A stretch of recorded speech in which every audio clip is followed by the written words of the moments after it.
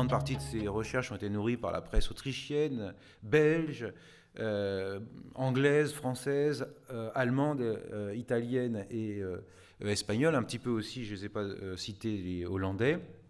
Et puis, d'autres archives, je n'ai pas tout mis, mais notamment, eh bien, il y a des archives auxquelles on ne pense pas. Ce sont les archives du ministère des Affaires étrangères en France, et qui sont très riches dans les années 30 de rapports de diplomates, notamment à propos des matchs de la Mitropa Cup, match Slavia-Juventus par exemple en 1932, ou alors opposant l'Admira Vienne au Genova, ça s'appelait Genova depuis le fascisme, en 1937, qui donne lieu à des confrontations, à des invasions de terrain, à des bagarres, et donc à des incidents diplomatiques qui attirent l'attention des diplomates français parce qu'ils y voient évidemment les manifestations d'un esprit public et du nationalisme. Alors, les résultats de ces recherches qui avaient pour but de voir comment finalement se constitue très tôt cette Europe du football, une forme de conscience finalement d'un destin commun par rapport notamment au Royaume-Uni, bien évidemment, dans la confrontation aussi entre le cœur du football européen qui serait dans les années 30 l'Europe centrale et ses périphéries, les Balkans, mais aussi la France, l'Espagne. Eh bien, les résultats de ces recherches ont été d'abord consignés dans ce numéro spécial de la revue Sport and History, donc cette revue britannique, où j'ai réussi à imposer d'ailleurs un titre partiellement en français, The Origin and Birth of l'Europe du football, et qui donc rend compte notamment d'un colloque qui avait été organisé à Besançon en 2012. Et puis à venir, il y a eu d'autres articles, par exemple dans le Journal of Global History, et puis à venir donc un volume de cette collection qui a été lancée par Albrecht Sontag et David Rank chez Palgrave Macmillan, et qui donc publie une partie des résultats. Je crois que d'ailleurs certains d'entre vous dans la salle avaient déjà publié dans au moins un de ces volumes. Alors, ce que je veux envisager ici rapidement, parce qu'évidemment il y a peu de temps pour évoquer des recherches extrêmement importantes en temps et puis en volume, eh bien, je voudrais voir deux choses. La première, c'est la question de la précocité de cette Europe du football. En fait, on a tendance à penser que c'est seulement dans les années 50, ou alors dans les années 20-30 que la question des styles nationaux apparaît, que les projets sont concrétisés. En réalité, c'est dès la naissance finalement des fédérations, dès le développement d'un football national, il y a cette volonté de se projeter sur le continent, avec les limites, mais aussi avec, on le verra par exemple pour les styles nationaux, une précocité tout à fait étonnante. Et puis, on envisagera ensuite comment cette Europe devient une forme d'européisme. Vous savez, ces européismes, ces projets, cet esprit qui est celui de l'entre-deux-guerres et qui est marqué par un esprit européen non abouti, évidemment, en raison du contexte et surtout des conséquences de la Grande Dépression des années 30. Et puis je conclurai sur quelques perspectives justement sur cette histoire de l'Europe du football telle qu'elle naît dans les années 50. Alors, la belle époque des footballeurs européens, mauvais jeu de mots, je le concède, mais qui est quand même aussi une époque tout à fait étonnante. Et d'ailleurs, j'invite les historiens à revisiter la période d'avant 14, qui est très loin d'être une époque de pionniers, qui est au contraire une époque extrêmement vivante, pleine de projets et surtout très très contemporaine. Alors, là encore, j'ai emprunté évidemment un romancier français célèbre, La carte et le territoire, donc de ces premiers footballs européens. Qu'est-ce que c'est ? Eh bien, c'est d'abord l'Europe. Il y a certes la volonté de créer un cadre national, et la FIFA en rend compte, puisque la FIFA créée en 1904 reprend le cadre de l'État-nation pour l'appliquer aux fédérations nationales, mais il y a aussi cette volonté de se projeter à l'étranger.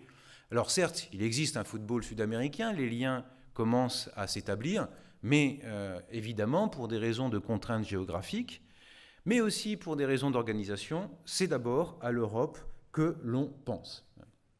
Alors, dans tous les sports qui étaient l'organe de l'USFSA, donc ce qui tenait lieu de fédération ou d'une des fédérations de football en France, en 1903, j'ai trouvé cet article, ces considérations tout à fait passionnantes et en même temps très contemporaines. Tous les sports s'interrogent sur l'échec du football à Lyon. Bon. Le fait que c'est une ville de rugby d'abord, hein, et que le football ne prend pas. Pourtant, ce que nous dit tous les sports, c'est que c'est une ville de 500 000 habitants, qu'il y a de nombreux étrangers, des Suisses, des Anglais, hein, qu'il y a des Français qui ont joué au football, et puis surtout, eh bien, que Lyon est inséré dans, non pas une carte nationale, mais une carte européenne. C'est qu'il y a des raisons de développer le football hors de ce cadre national. Il y a la proximité, évidemment, de la Suisse, hein, le FC Lyon, qui est d'abord un club de rugby puis un club de football, pourrait recevoir des invitations, et ça se fait très tôt d'ailleurs, du FC Servette et du FC Turin, qui est la Juventus. Donc, immédiatement, évidemment, on pense au développement non pas dans un cadre régional, national, mais dans ce cadre européen. Et finalement, le football international tel qu'il se développe, c'est très vite un football de club, un football de ville, ville contre ville, et dans lequel on va voir, eh bien, on essaie d'établir une sorte de hiérarchie. Et deuxième élément, c'est le fait que, évidemment, le premier projet de compétition internationale, c'est dans les statuts de la FIFA, tel qu'il est pensé par Robert Guérin, le premier président, c'est celui, eh bien, d'un championnat européen. Hein. L'Auto, après une visite des dirigeants de la FIFA aux dirigeants de la Football Association, annonce que l'USFSA donc, a reçu la tâche d'organiser le championnat européen, qui ne voit pas le jour pour diverses raisons, hein, mais qui eh bien, est considéré par Robert Guérin comme finalement le cadre naturel de ces échanges entre pays du vieux continent, hein, avec aussi l'idée, certainement, et ça c'est très précoce, Guérin est rédacteur au Matin, le Matin est très engagé dans les compétitions sportives, et en fait l'échec de l'organisation de cette compétition, qui tient à de nombreux éléments que je n'ai pas le temps d'évoquer ici, et aussi l'échec finalement d'un projet qui devait associer un organe de presse et une compétition un peu sur le modèle du Tour de France. Or, on sait évidemment que la Coupe d'Europe dans les années 50 naît évidemment de l'activisme de l'équipe et de ses dirigeants. Ce cadre européen, c'est dans quel sens? Quelle est son utilité? Eh bien, très tôt, il y a une obsession, c'est celle de dégager une hiérarchie européenne. On trouve ça dans la presse italienne, on trouve ça dans la presse belge, on trouve cela dans la presse française. Il y a la volonté de s'étalonner par rapport aux maîtres qui sont évidemment les maîtres britanniques et de distinguer des manières de jouer, de distinguer les pays. Alors, voilà comment football, c'est Football et Sports Athlétiques, qui est le premier finalement périodique consacré au ballon rond et au ballon ovale de manière un peu spécialisée, qui disparaît en 14, et bien voilà comment s'établit la hiérarchie européenne. En premier lieu, les Anglais, ensuite les Danois, parce que les Danois ont donné du fil à retordre aux amateurs anglais, notamment aux Jeux Olympiques de 1908. La Bohème, qui aussi, c'est-à-dire, alors ils considèrent que c'est l'Autriche-Hongrie, ce qui est évidemment une extension un peu malheureuse et qui ne plairait pas aux Autrichiens. Les Hollandais, parce qu'ils ont joué un peu contre les Anglais. Les Belges, parce qu'ils ont battu les Français et les Suisses notamment, les Allemands. Et puis en dernière position, les Français et les Suisses, qui sont la dernière roue du carrosse et qui semblent jouer un jeu encore assez, disons, peu scientifique, comme on l'appelle à l'époque. Cette obsession de la hiérarchie, elle s'établit donc par rapport notamment, eh bien, à ces clubs. Alors voilà comment El Mundo Deportivo, le périodique de Barcelone, décrit les mérites du Cercle Athlétique de Paris en 1913, dans le cadre de ces rencontres qui sont à la fois des rencontres entre clubs et entre villes. Ça permet de faire la publicité, évidemment. Et El Mundo Deportivo dit que le FC Barcelone va rencontrer une grande équipe. Pourquoi? Parce que le CAP a obtenu de bonnes performances. Ils se sont fait battre sur un score honorable par Newcastle. Ils ont pu obtenir des résultats contre Copenhague et Prague. Donc il y a cet établissement finalement de cette hiérarchie, de la valeur sportive qui se fait dans un cadre déjà extrêmement européen.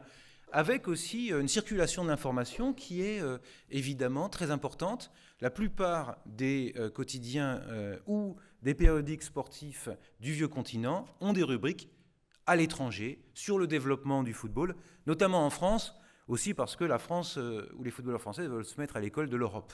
Donc il y a finalement des informations qui sont extrêmement précises, qui permettent de savoir quels sont les bons joueurs, qui permettent aussi d'établir des contacts pour organiser des matchs, des tournois, notamment pendant les jours fériés, Pentecôte, Pâques ou au moment de Noël. Et puis, dernier élément, pendant cette période, et qui découle évidemment de cet espace et de la constitution de cet espace et de ces matchs et de cette hiérarchie, eh bien, c'est l'obsession très précoce du style national. On a tendance à imaginer, je faisais partie un peu de ces gens-là, que finalement le style national, c'est d'abord une obsession de l'entre-deux-guerres et qui découle à la fois du développement du football et en même temps, évidemment, du nationalisme européen. En fait, on voit des annotations qui sont très précoces et qui sont intéressantes parce qu'elles montrent en même temps que des manières de jouer identifiées plus tard existent déjà. Voilà comment tous les sports, en 1901 seulement, donc on est vraiment au tout début du football en Europe, puisque en gros, l'essentiel des clubs et des fédérations sont créés dans les années 1890. Décrit les joueurs tchèques, eh bien, un jeu très scientifique qui repose sur des passes dont on a tendance à abuser et donc qui rend compte tout à fait de ce jeu d'Europe centrale, un jeu très collectif, très technique, avec une très bonne organisation sur le terrain, parfois des passes trop répétées et qui fait que ces équipes manquent d'efficacité. Il y a le même type de description, par exemple, dans la Stampa Sportiva ou dans la Gazzetta dello Sport sur l'équipe d'Autriche, que rencontrent à plusieurs reprises les Italiens, où on dit finalement que cette équipe joue très bien, mais qu'elle est un petit peu stérile. Reproche, évidemment, comme on le sait, qui sera très largement fait au Wunderteam de Hugo Meisel dans l'entre-deux-guerres. Autre exemple, c'est les footballeurs allemands. Alors là, on voit évidemment que l'on retrouve certains stéréotypes diffusés, notamment par des livres de classe, etc. On nous dit que le footballeur allemand, eh bien, il est sérieux et appliqué, il s'entraîne consciencieusement, il fume rarement, et il prend de temps en temps une bière. C'est pas un acrobate brillant, mais en gros, il est sérieux et correct.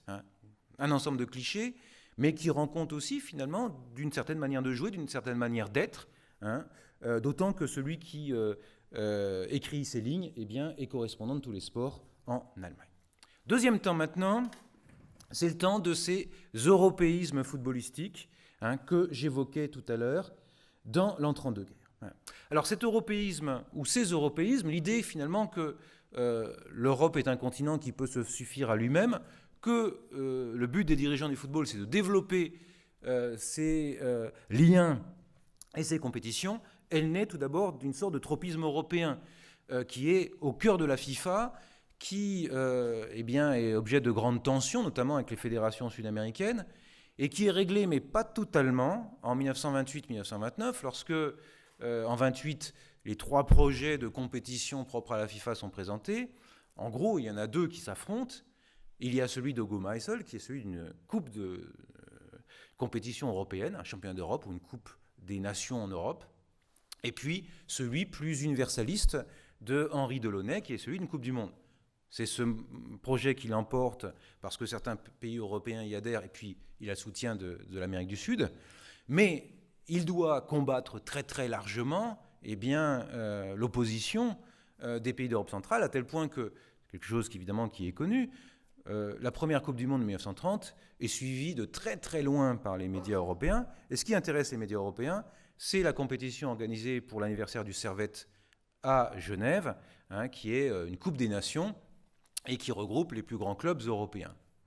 Pied de nez en quelque sorte à cet universalisme et preuve finalement que pour beaucoup de footballeurs européens et de dirigeants, c'est l'Europe d'abord qui compte et l'échelle des valeurs, malgré les titres olympiques de la Céleste, la Fédération uruguayenne, l'échelle des valeurs est définie d'abord par l'Europe. Alors, cette échelle des valeurs, c'est défini autour de quoi? Autour, évidemment, de l'Europe centrale et de ses périphéries, hein, qui fait que, en même temps, Hugo Meisel, par exemple, les dirigeants d'Europe centrale, ont un discours très européen, mais très exclusif. Hein. Par exemple, eh bien, les clubs yougoslaves sont exclus très rapidement de la Mitropa Cup qui est créée en 1927 parce qu'ils sont jugés de faible nature compétitive. Et donc, on se regroupe finalement, entre dans un espace qui est à la fois compétitif et aussi solvable avec l'Italie.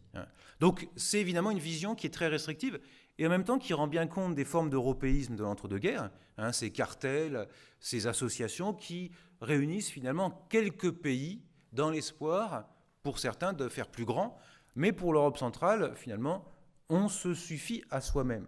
Alors ceci dit, eh bien, les années 30 sont remplies de projets de compétition européenne, aux Pays-Bas, en Belgique, en France. Voilà ce que dit...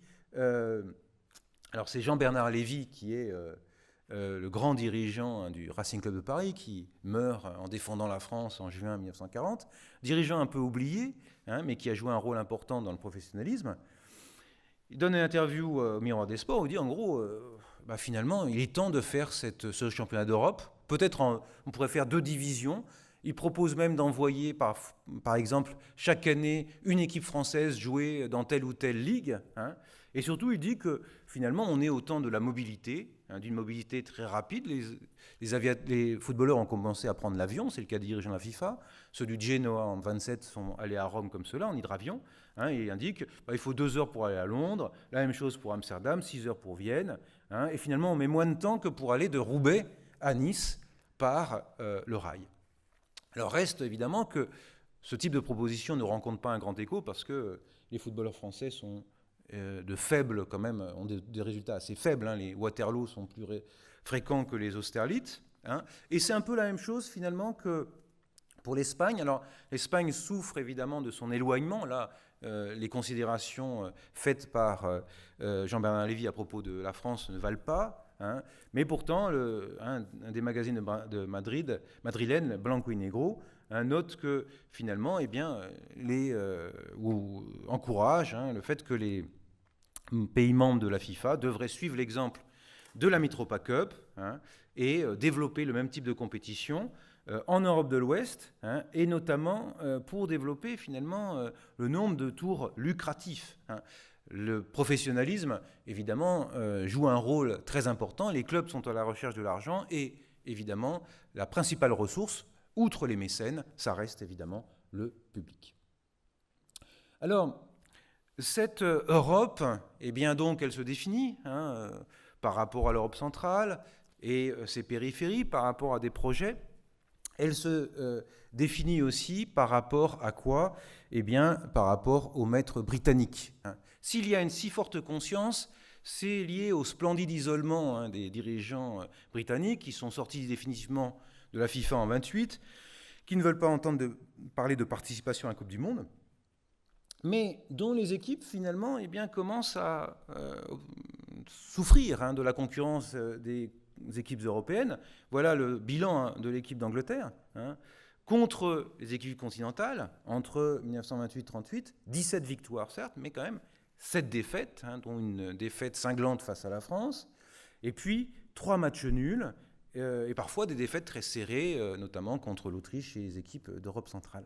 Bon, ce qui fait que les dirigeants britanniques sont partagés entre un fort courant isolationniste, d'une certaine manière, ils considèrent que ce qui se passe sur le continent n'est que dévoiement du football, et puis des dirigeants plus éclairés, du type Stanley Rose, qui disent que, ou bien le manager d'Arsenal, Chapman, qui considère qu'il faut prendre au contraire contact et suivre parfois l'exemple. Voilà la manière dont on représente le football britannique, le créateur. Alors, et la manière dont certains considèrent ce football européen, c'est que finalement, la manière de jouer des Autrichiens, ça a permis de convaincre le public britannique que bientôt l'Angleterre, l'Écosse et le Pays de Galles devront se battre pour subir la concurrence, donc les pays continentaux. Alors, ces relations ambivalentes, elles sont bien caractérisées par un match qui a lieu en octobre 1938, qui est dans le cadre de célébration de l'anniversaire de la création de la Football Association, et qui réunit finalement l'équipe de la Football Association, l'équipe anglaise, et une sélection de la FIFA, hein, qui est considérée, alors vous voyez ce que dit Rimet, hein, c'est finalement, c'est considéré comme une très grande nouvelle, les Anglais nous invitent, c'est la preuve de la reconnaissance. Hein. Si on lit les mémoires de Stanley Rous, les choses sont un peu plus complexes en fait.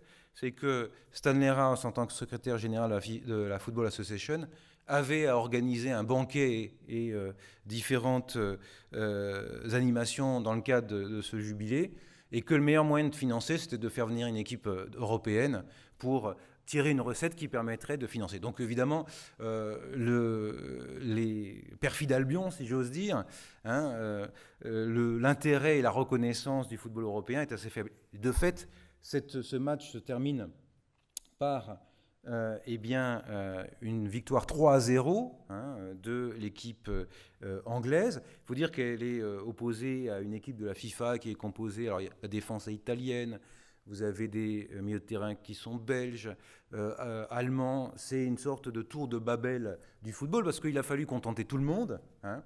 Et voilà comment Vittorio Pozzo, hein, le commissaire unique de l'équipe d'Italie, hein, explique. Hein, c'est que bon, il a eu à accepter un Hongrois, il a eu à accueillir Raymond Braine, hein, footballeur européen parce qu'il a joué notamment au Slavia Prague, qui était un grand technicien, mais il le dit, quelqu'un qui n'était pas prêt à coopérer avec les Italiens parce qu'il était mécontent de la défaite et des 6 buts infligés à l'équipe de la Belgique dans un match de préparation pour la Coupe du Monde. Et puis l'Allemagne envoie 2 joueurs, mais qui sont habitués à jouer le WM, alors que, évidemment, Pozzo est un tenant de la défense à 2 et du vieux cadre tactique. Ce qui fait qu'évidemment, il est difficile de lancer cette équipe. Et les commentaires, en fait, ce n'est pas du tout des commentaires qui portent en général dans la presse européenne sur une équipe d'Europe, une équipe continentale, qui montrerait finalement le savoir-faire des joueurs continentaux, le niveau atteint par les footballeurs continentaux. Mais on insiste sur quoi ? Sur la performance de chaque pays. Hein. Alors voilà, l'Iltorial, qui est le quotidien, l'organe du CONI en Italie, hein, c'est que finalement... c'est la défense azzurra qui s'est démenée pour finalement faire que la défaite ne soit pas pire que ce 3-0. Hein. Donc on insiste évidemment là-dessus. Le petit journal en France, disons que c'est un moment où il y a une forme de séduction hein, du football italien à la suite de la victoire de la Coupe du Monde. Heureusement qu'Olivieri, le gardien du Torino, grand gardien, était présent, hein, sinon ça aurait été pire. Bon, le petit journal est à ce moment-là racheté par le Parti social français. Est-ce que sympathie pour un football et un régime d'ordre ? Peut-être. Hein. Le petit Parisien, hein, finalement, prend une posture qui est plus continentale. Hein. Ce n'était pas un grand match. Puis les Anglais n'ont pas grand-chose finalement à nous apprendre. Hein.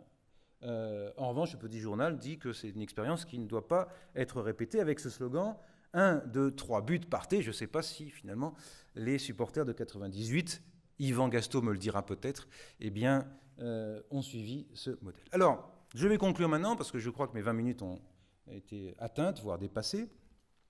Voilà quelques éléments, hein, un peu éparses, je le concède, de cette recherche hein, qui donnera lieu à un livre beaucoup plus nourri. Hein. Ce qu'on peut dire, c'est que l'Europe telle qu'elle naît dans les années 50, elle naît finalement d'un processus très long. Et il est remarquable d'ailleurs que les pères de l'Europe, hein, non pas Jean Monnet et consorts, mais Gabriel Hano par exemple, Jacques Ferrand et d'autres, pères de l'Europe du football, ce sont des gens qui ont commencé à jouer au football, en tout cas pour Gabriel Hano avant 14, qui ont joué en Allemagne, qui ont suivi toute cette période, toute cette histoire-là, et qui d'ailleurs parlent déjà de Coupe d'Europe dans les années 30. Donc c'est plutôt des Européens opportunistes, en quelque sorte, hein, pour filer la métaphore historique, que des Européens qui tout d'un coup se découvrent européens dans les années 50. Et dans le séminaire de Sciences Po que j'anime, nous avions eu la chance d'accueillir Jacques Ferrand, qui nous avait fait une très belle conférence. Et Jacques Ferrand, à ma question sur les rapports entre contexte européen Et Coupe d'Europe a dit que ça n'avait rien à voir, que finalement ce n'était pas le contexte européen de la réconciliation franco-allemande, de l'Europe des six, etc., qui avait joué dans leur projet. Alors, le résultat, c'est quoi? C'est que il y a ce qu'on peut dire, c'est que pour la période suivante, il y a 3 éléments sur lesquels j'insisterai plus tard dans ce livre. C'est l'UEFA comme un lobby, finalement.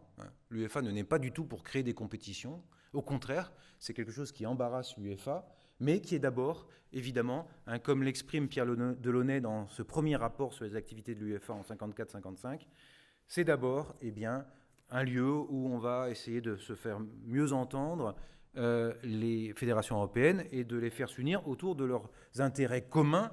Contre qui? Contre les Asiatiques et les Africains, ce qui n'est pas dit, évidemment, mais qui commence à entrer dans la FIFA. Garder les avantages acquis, tout en préservant d'ailleurs les compétitions de la FIFA. Si le championnat d'Europe des Nations a du mal à commencer, c'est parce que, on ne veut pas mettre en danger la FIFA. Il y a un premier projet d'ailleurs pour la Coupe du Monde 54, c'est que si 2 équipes européennes jouent le match pour la 3e place et qu'aucune n'est qualifiée pour la finale, on attribuera le titre de champion d'Europe à l'une de ces équipes.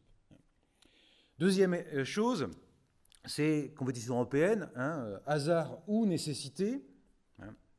Les rapports, ce qu'on peut en savoir en tout cas sur les finances de l'UEFA, c'est pas facile d'avoir accès évidemment aux comptes, mais en tout cas, à travers de rapports, etc., de congrès, on s'aperçoit évidemment qu'à partir de 56 plutôt, chaque année, les budgets, les bénéfices de l'UEFA augmentent de manière très satisfaisante, et c'est bien évidemment lié à cette question des compétitions qui va devenir un peu le trésor de guerre de l'UEFA et lui permettre d'acquérir toute cette puissance dans la géopolitique du football. Et puis enfin, 2 directions, mais qui sont à la fois opposées et qui se rejoignent. Dans ces débuts de l'UEFA, en fait, on peut voir 2 conceptions qui rejoignent finalement les débuts de la construction européenne, à savoir finalement l'Europe des 6 et la ELE, cette association créée par les Britanniques pour détruire... c'est mon interprétation évidemment, le marché, ce qui va être le marché commun. C'est le fait que d'un côté, il y a cette Europe des nations qui est promue par les Français, dans la lignée finalement de la Coupe du Monde et cet esprit universaliste, avec l'idée que chaque fédération est égale aux autres, quelle que soit sa taille. L'Albanie est aussi importante finalement que l'Espagne. Et puis de l'autre côté, une Europe des marchands, celle notamment évidemment de la Coupe des villes de foire, compétition sur invitation, même si la Coupe d'Europe des clubs champions commence par invitation, où on va réunir les principales villes de foire, où on va faire du business avec du football, et comme par hasard, qui est promu par qui? Par un Britannique, Stanley Rouse, et par un Suisse, Ernst Thommen. Voilà, j'ai assez parlé, je vous remercie de votre attention.